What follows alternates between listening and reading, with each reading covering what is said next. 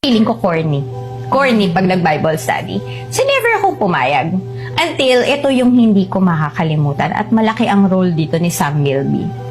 Yung pinaka-role ni Sam dyan was na-trick niya ako into going to church. Hindi, nagkita lang. Pero siguro divine ano na rin talaga yon appointment. Kasi that day, sabi ko, "Oy, you're here! Hi!" Ganyan.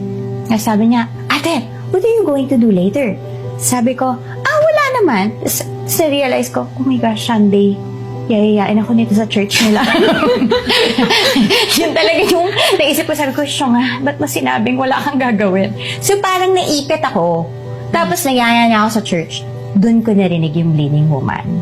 So nung narinig ko yung bleeding woman, I was like, bakit parang naiiyak ako kahit hindi ko naiintindihan? Hindi ako iyakin.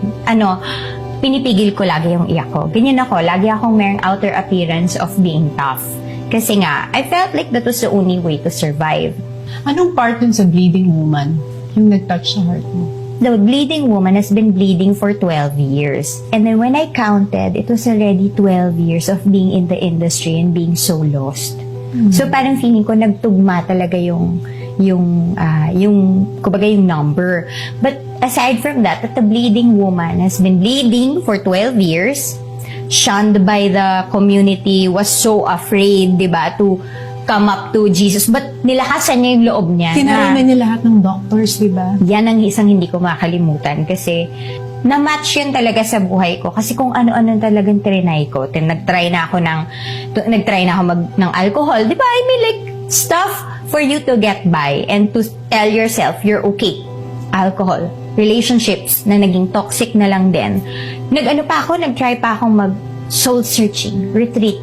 And I cannot forget that one time I went to this place and I said, I'll be alone. I will not be with anyone and I will just try to find the peace for myself. Alam mo, nagising ako sa gitna ng gabi. Mag-isa ako noon sa kwarto ko. Takbo ako sa banyo. Tapos naghahanap ako, may hinahanap ako. Tapos sabi ko, Rika, nasan ka? Rika! Ano yung panaginip mo? Totoo, gumising ako na ganun.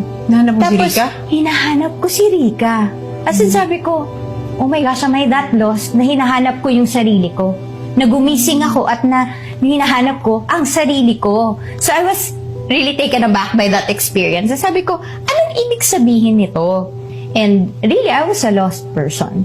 And I was a bleeding person. Kaya nga yung mga tao parang nagugulat sila kasi sinasabi ko nga, mas hirap akong i-quit yung Yossi kaysa sa toxic relationships ko.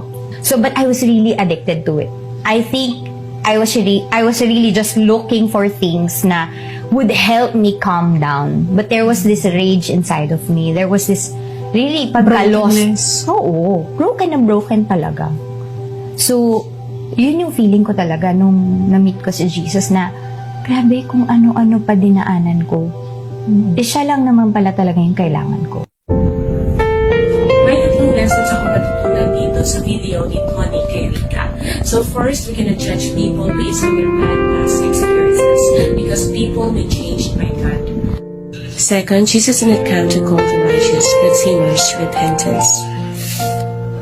God has given us a chance to change our hearts. Just that we need to ask for repentance, ask for forgiveness for all the sins that we have committed. Third, start inviting others to fellowship with God. As it is stated in Luke 14:14, but when you give a banquet, invite the poor, the crippled, the lame, the blind, and you will be blessed. Although they cannot repay you, you will be repaid at the resurrection of the righteous.